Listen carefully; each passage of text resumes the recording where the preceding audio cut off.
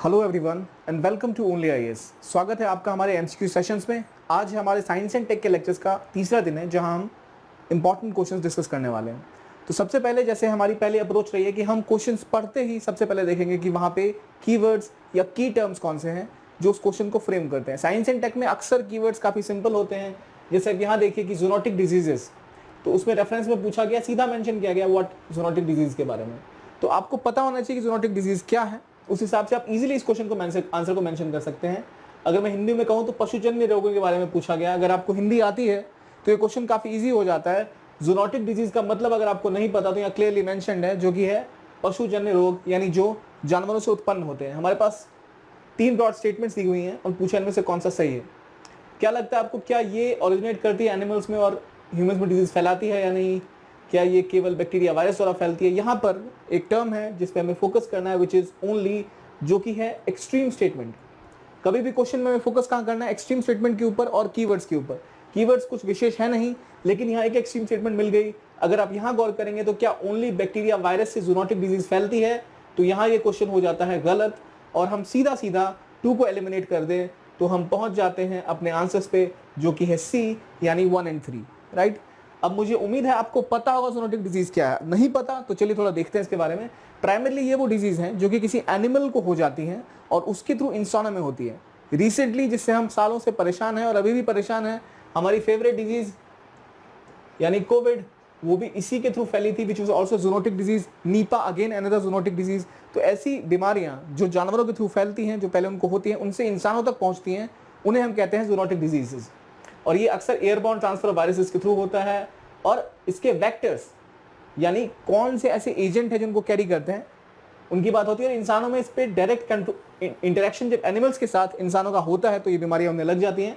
Basic सी बातें हैं, आप इसको बाद में कवर कर ही सकते हैं। आप हमारी डिटेल्ड आंसर शीट्स वेबसाइट्स पे जाके ऑब्वियसली डेवलप कर सकते हैं। जो ब्रॉड हमने हाल में बड़े बड़े जूनोटिक डिजीज को देखा है, इबोला, रेबीज, एवियन इन्फ्लुएंजा, मर्स या रिफ्ट वैली फीवर, ये सारी जूनोटिक डिजीज थी जो कहाँ से चली, जानवरों से चली और इंसानों तक पहुंची। तो ये एक ब्रॉड अंडरस्टैंडिंग के लिए था। आगे बढ़ते हैं, अब देखते हैं लंदन डिक्लेरेशन के बारे में। अगेन सीधा कीवर्ड है, व्हाट इज लंदन डिक्लेरेशन।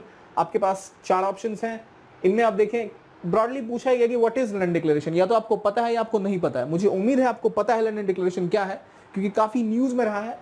ये बार बार कोशिश की गई है कि क्या जो देश दुनिया भर की बीमारियां हैं उनको खत्म करने के लिए कोई ग्लोबल अलायंस बन सकता है, कोई सेटअप बन सकता है जिसके थ्रू ये सॉल्व हो पाए। तो यहां बात हो रही है किसकी? लंदन डिक्लेरेशन की। क्या ये पोलियो एरेडिकेट करने के लिए है, या ये नेग्लेक्टेड ट्रॉपिकल डिजीज के ट्रांसमिशन को रोकने के लिए है?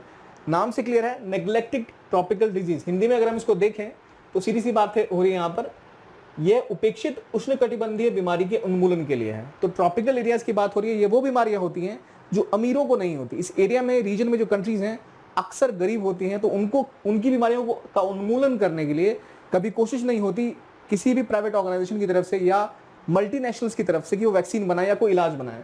तो इसका आंसर सिंपल है, बी बन जाएगा हमारा, जो मैंने आपको पहले मेंशन किया। और जो ब्रॉडली जो कॉम्बैट हो रहा है, ये लड़ाई जो लड़ी जा रही है बीमारियों के खिलाफ, ये इन बीमारियों के खिलाफ है जो इस रीजन में प्रोमिनेंटली फैली हुई है। यहाँ बसते हैं गरीब। अगर ये बीमारियां ट्रेवल करती इधर यूरोप में, इधर यूएस कनाडा में, तो शायद इस पर तेजी से काम होता। लेकिन ये ऐसी डिजीज हैं जिनको कि हटाया जा सकता है, खत्म किया जा सकता है, लेकिन नेग्लेक्टेड है ये। तो ये डिजीज कौन कौन सी है, इनकी पूरी लिस्ट है। हमें उतनी डिटेल में नहीं जाना कि कौन कौन सी डिजीज होती हैं, क्योंकि कई डिजीज तो इंडिया में ऐसी फैलती भी नहीं है। पर हमें जैसे लेप्रोसी, यॉज, डेंगू, रेबीज, ऐसी बीमारियां जो कि इंडिविजुअल डिजीज मैनेजमेंट के अंदर आती हैं या फिर मास प्रिवेंटिव कीमोथेरेपी के अंदर आती हैं, उसकी डिटेल में भी जाना इतना इंपॉर्टेंट नहीं है। पर हमें यह पता होना चाहिए कि क्या ऐसी बीमारियां हैं जो इंडिया में है। अगर ऐसी कोई डिक्लेरेशन हुई है जो कि यूएन के लेवल पर है या इंटरनेशनल कोलैबोरेशन के थ्रू है, तो उसका क्या इंपैक्ट होने वाला है, ये हमें पता होना चाहिए। तो मुझे उम्मीद है कि आप अपने साइंस एंड टेक के नोट्स में या रिवीजन में इसे जरूर रिवाइज करेंगे, लंदन डिक्लेरेशन किसके बारे में। अगला क्वेश्चन देखते हैं, which is about Nipah virus. Again Nipah virus कहां से चला, कहां पहुंचा, ठीक है।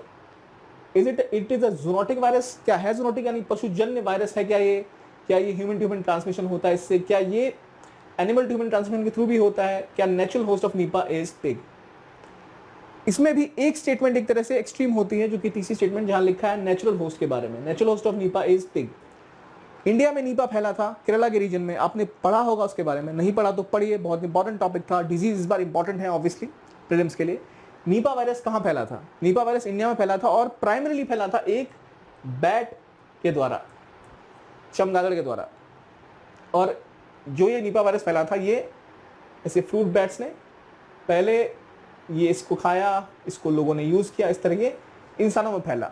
तो ये बैट से लेके ट्रांसमिट हुआ है नीपा वायरस। तो इसका जो नेचुरल कैरियर है वो बैट है, ना कि पिग। तो वो स्टेटमेंट वहीं गलत हो गई थी, राइट। और ये जूनोटिक वायरस है, ये तो हम ऑलरेडी पढ़ चुके हैं, राइट। तो इसलिए हमारा जो आंसर आया वो ए आया, यानी कि 1 and 2 ओनली। तो सी क्यों गलत हुआ आपको पता ही है। तो आई होप आपको क्लैरिटी मिल रही होगी कि हम जिन जिन डिजीज़ के बारे में पढ़ रहे हैं, हमें इसके बारे में बेसिक थोड़ा पता होना चाहिए कि कहाँ पे फैली है। इंडिया में केरला में नीपा वायरस फैला था, क्यों फैला, कैसे कंट्रोल हुआ, ये चीज़ें हमको बेसिक पता होनी चाहिए। हमें उससे इन डेप्थ उससे ज़्यादा हमें जाना नहीं है, पर हमें बेसिक पता होना चाहिए कि ये नीपा वायरस है क्या। जैसे WHO ने कोई डिफाइन किया, किस तरह वो फैल रहा है, कैसे कैसे ट्रांसमिशन होता है, ठीक है। तो ये सारी चीज़ें आपको बेसिक सिम्टम्स पता होने चाहिए, बेसिक जानकारियाँ होनी चाहिए इसके बारे में। इन डेप्थ अब हमारे नोट से ऑब्वियसली डाउनलोड कर सकते हैं लेटर। अगली बात आई, match the following pairs of different viruses जो पहले कहाँ पे पाए गए। यारा यारा, यदा यदा, हंता, मंकी पॉक्स वायरस। तो यहाँ कुछ वायरस बहुत फेमस है। हंता वायरस तो ऑब्वियसली फेमस है, जो कि बहुत पहले पता चला था, लेकिन हाल में फिर न्यूज़ में रहा। और यादा यादा या फिर यारा वायरस, मुझे उम्मीद है आप इसका आंसर कर पाएंगे, कौन सा किस रीजन का। सिंपल सा क्वेश्चन है। अगर मैं हंता वायरस को लूँ और कहूँ ये कहाँ फैला था, चाइना काफ़ी न्यूज़ में रहा है। मैं 3A पे आऊँगा तो अपने आप मेरी चीज़ें सिंप्लीफाई हो जाती है। 2 ऑप्शन बचते हैं। मुझे बताइए कि राइट आंसर इसका क्या है, ठीक है। आगे बढ़ते हैं HIV की तरफ। पिछले आंसर में एक्सप्लेन करने लायक कुछ था नहीं, इसलिए मैंने उस पर ज़रा फोकस किया नहीं। आप उन चीज़ों को डिटेल में पढ़ सकते हैं आगे कि यारा यारा वायरस कहाँ फैला था, क्यों फैला था। पर क्योंकि इंडिया में उसका इम्पैक्ट उतना ज़्यादा नहीं रहा, तो हमें सिर्फ इतना जानना है कि वायरस कहाँ फैला था, किस चीज़ के द्वारा फैला था। उसकी डिटेल में, जैसे इबोला या आप कोविड के बारे में जानते हैं, उतना डेप्थ में नहीं जाना। यहाँ पे कंट्रोल रखना थोड़ा अपने आप में। नेक्स्ट, ह्यूमन इम्यूनोडेफिशिएंसी वायरस मतलब HIV। HIV किस किस थ्रू फैलता है, कैसे फैलता है, 4 ऑप्शन दिए गए हैं। और ये बेसिक जनरल नॉलेज का क्वेश्चन है। हमने कई सालों तक टीवी में एड्स देखे हैं, सरकारों ने प्रचार कराया है कि भाई किस तरह ये फैलता है, किस तरह ये नहीं फैलता है। सो इस तरह के ऑप्शन में अगर आप देखें, sexual contact, drug use, saliva and sweat, और या ऑर्गन ट्रांसप्लांट। बताइए क्या आंसर होगा इसका। इसका आंसर सिंपल है, क्योंकि कैसे ये नहीं फैलता ये तो हमें पता है कि एयर वाटर से नहीं फैलता, साथ खाने से नहीं फैलता, पसीने से नहीं फैलता, टेयर से नहीं फैलता, इंसेक्ट्स या पेट से नहीं फैलता, शेयरिंग फूड, टॉयलेट या ड्रिंक से भी ये नहीं फैलता। यही प्रॉब्लम रही थी काफ़ी टाइम तक। जिन लोगों को HIV हुआ करता था, लोग उनसे इंटरेक्ट नहीं करते थे, उन्हें डर लगता था कि उन्हें हो जाएगा। लेकिन वो कैसे फैलता है ये हमें पता है। Sexual contract, pregnancy, injection, occupational exposure, या फिर ब्लड या ऑर्गन ट्रांसप्लांट या ट्रांसफ्यूजन, इन चीज़ों के द्वारा ये फैलता है। बहुत ही बेसिक सा क्वेश्चन था। अगले पे आते हैं, which one of the following disease are targeted under mission Indradhanush. Mission Indradhanush के बारे में आपने जरूर पढ़ा होगा, इंपॉर्टेंट टॉपिक है। नहीं पढ़ा अभी टाइम है, रिवाइज कर लीजिए। इसमें 4 बीमारियों का नाम दिया है, Japanese encephalitis, chikungunya, diphtheria, hepatitis B. 4 option है। क्या इनमें से लगता है आपको जो मिशन इंद्रधनुष के वैक्सीनेशन प्रोग्राम के थ्रू किया जा सकता है? अगर मैं इसमें से एलिमिनेट करूं तो क्या एलिमिनेट करूंगा? काफी सिंपली मैं इसमें से चिकनगुनिया को एलिमिनेट कर दूंगा, और ये एलिमिनेट होते ही मेरे पास ऑप्शन क्या आ जाएंगे, 1, 3 and 4, which is option A. ठीक है, अब मैंने चिकनगुनिया को क्यों इससे एलिमिनेट किया? इसके लिए बेसिक वजह ये है, ये है हमारा मिशन इंद्रधनुष, और ये है इसके अंदर बीमारियां, diphtheria, whooping cough, typhoid, hepatitis, polio, measles. ये प्रमुख बीमारियां, और टेटनस, ये प्रमुख बीमारियां हैं। 7 कलर्स ऑफ रेनबो, जिससे हम 4 जो चाइल्डहुड डिजीज हैं उनसे बच्चों को बचा सकते हैं। अब ऐसे पॉइंट्स काफी टाइम से न्यूज में है, मिशन बहुत इंपॉर्टेंट है हेल्थ केयर के हिसाब से भी, तो मुझे उम्मीद है आप इसको ढंग से रिवाइज करेंगे। नेक्स्ट वन, ASF के बारे में पूछा गया, यानी अफ्रीकन स्वाइन फीवर के बारे में। अफ्रीकन स्वाइन फीवर क्या है, ये कहां से शुरू हुआ? अब प्रोमिनेंटली ये आपको पता है कि क्या 2 ऑप्शन जो इसमें दिए हुए हैं, रेमडेसिविर के बारे में पूछा गया, ये वैक्सीन अवेलेबल है इसकी डिजीज के लिए। अब अगर आपको पता है ये डिजीज किस चीज के लिए है, अगर आपने न्यूज देखी होगी तो क्लियरली पता होगा कि ये कोविड की वैक्सीन है, जिसको पहले किसी और कामों के लिए भी इस्तेमाल किया जाता था। तो ये obviously is not available for ASF, यानी अफ्रीकन स्वाइन फीवर। तो दूसरी स्टेटमेंट गलत हो गई। बच्चे पहले स्टेटमेंट पे आए हैं, which is it affects both pigs and humans. अब अगर आपने अफ्रीकन स्वाइन फीवर के बारे में पढ़ा है तो ये पिग्स में फैला था, यानी सूअरों में फैला था, और ये इंसानों में नहीं ट्रांसमिट होता। इसकी जो फैटेलिटी है वो इंसानों में कम रही है। तो इस तरह ये दोनों आंसर गलत हो जाते हैं। तो हम पहुंचते हैं डीपर। ये अफ्रीकन स्वाइन फ्लू फीवर ये किस तरह फैलता है, इसका आपको एक डायग्राम दिख रहा है।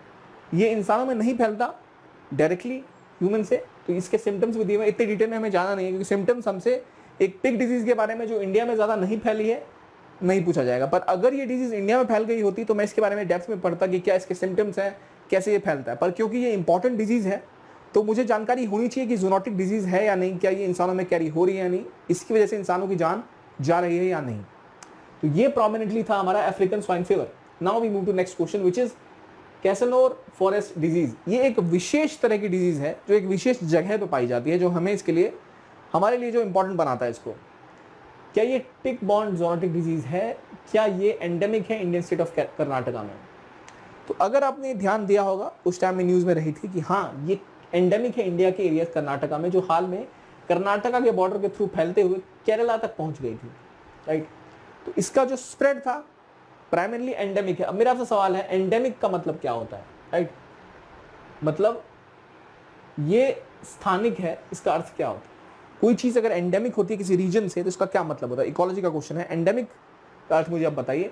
और आई होप आपको ये आंसर पता ही होगा कि ये कैसे फैलता है। अब देखिए ये जो डिजीज है ये असल में पहले ऐसे किसी एग्स के थ्रू, लावा के थ्रू किसी एक एनिमल्स के अंदर आई, जिसको दूसरे ने खाया, और अक्सर ये मंकी के थ्रू फैलती है, फिर यहाँ से ये ह्यूमंस तक पहुंच जाती है। तो इसमें यह है कि फैटेलिटी थोड़ी कम है, उतनी ज़्यादा मृत्यु नहीं होती लोगों की, लेकिन ये स्प्रेड करता है। और ये स्प्रेड करता है किस रीजन में? ये वेक्टर है कहाँ का? कैसलोर फॉरेस्ट डिजीज वायरस, राइट। तो ये ह्यूमन में ऑकर करता है एक बाइट के बाद या फिर इन्फेक्शन के बाद। जो एनिमल अगर सिक है, बीमार है, वो अगर किसी इंसान को काट ले तो उसको हो जाता है, राइट। तो ये इस तरह के एक डिजीज के बारे में मैंने पढ़ा। अगला question which is about rotavirus. और rotavirus can cause tuberculosis.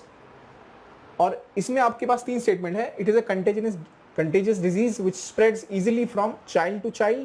The Rotavac has been introduced in India's Universal Immunization Program.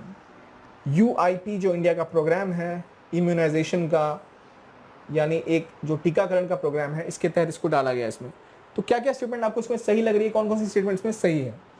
अब इसमें देखें अगर, तो हमारे पास जो भी ऑप्शन है, मुझे उम्मीद है आप इसको सही कर पाएंगे। काफ़ी फेमस है ये। रोटा वायरस से ट्यूबरकुलोसिस फैलता है या नहीं, मुझे पहले आप ये बताइए। अगर टीबी की हम बात करें तो क्या रोटा वायरस से फैल? रोटा वायरस असल में प्राइमरीली बच्चों की डिजीज होती है। तो अगर हम इसमें जाएं डिटेल में तो ये एक कंटेजियस वायरस है जो कि बच्चों में फैलता है, उनके स्टमक्स और इंटेस्टाइन में, राइट। अक्सर जो 6 से 24 महीने के बच्चे होते हैं उनको ये काफ़ी ज़्यादा होता है, और इंडिया में बच्चों में काफ़ी ज़्यादा ये प्रेवलेंट है रोटा वायरस, तो इसलिए इंपॉर्टेंट है ये। लेकिन रोटा वैक जो वैक्सीन है ये ज्वाइन की गई है यूआईवी के तहत, जिस यूआईपी के अंदर, जिसके अंदर मिजल, रुबेला वगैरह के खिलाफ ये लॉन्च की गई है। इसके अलग अलग फेजेस हैं, छोटे उम्र के बच्चों को ये वैक्सीन लगाई जाएगी। तो ये 2 चीज़ें आपको पता होनी चाहिए कि रोटा वायरस क्या है, रोटा वैक क्या है, किस प्रोग्राम के तहत चलाया गया है। अगर हम बात करें इम्यूनाइजेशन प्रोग्राम की, अगर ये आंसर बी क्यों आया, आई होप आपको क्लियर हो गया होगा कि पहला क्यों नहीं होगा, कि टीबी तो होता ही नहीं। तो we are left with 2 options. उम्मीद है आपके मार्क्स, आप इसमें मैक्सिमम क्वेश्चन को सही कर पा रहे हो, क्योंकि काफ़ी ईजी क्वेश्चन है, पर आपकी जानकारी रिवाइज होनी चाहिए। अगर ये टॉपिक क्लियर नहीं है तो ये टॉपिक आप एक बार रिवाइज करें। नेक्स्ट क्वेश्चन, इनमें से कौन सी डिजीज बैक्टीरिया के थ्रू फैलती है?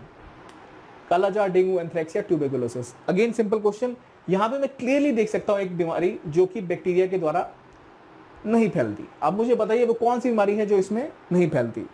हिंदी में भी देख सकते हैं आप। अब अगर बैक्टीरिया के द्वारा कोई बीमारी नहीं फैलती तो उसकी सबसे ईजी आइडेंटिफिकेशन है डेंगू। डेंगू क्या लगता है आपको? डेंगू कौन फैलाता है? डेंगू मच्छरों से फैलता है, which is not part of a bacteria.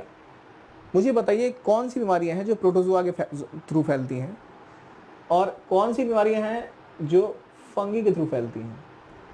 Kala azar again is not caused by bacteria. Basic से नॉलेज का क्वेश्चन है, आप एनसीईआरटी में इसको कवर कर सकते हैं, इसलिए एनसीईआरटी इंपॉर्टेंट हो जाती है जहां ये टॉपिक्स डिस्कस हैं। हमारे पास बचते हैं 2 option 3 and 4, which is the correct answer, जो कि बैक्टीरिया के द्वारा फैलते हैं, एंथ्रेक्स एंड ट्यूबरकुलोसिस। अगेन हमारा जो इससे नतीजा ये निकल रहा है कि हमने क्या क्या रिवाइज करा कि नहीं, क्या हमें इंद्रधनुष जो योजना है उसके बारे में पता है कि नहीं, यूनिवर्सल इम्यूनाइजेशन प्रोग्राम जो है वो हमें क्लियर है कि नहीं, जूनोटिक डिजीजेस के बारे में कौन सी स्प्रेड हो रही हैं, कौन सी अभी ज़्यादा न्यूज़ में है, उनके बारे में बेसिक क्लैरिटी है कि नहीं, ये जानना इंपॉर्टेंट है। आई होप आपके सेशन ये काम कर रहा हो। देखने के लिए बहुत बहुत धन्यवाद। Thank you very much and have a nice day.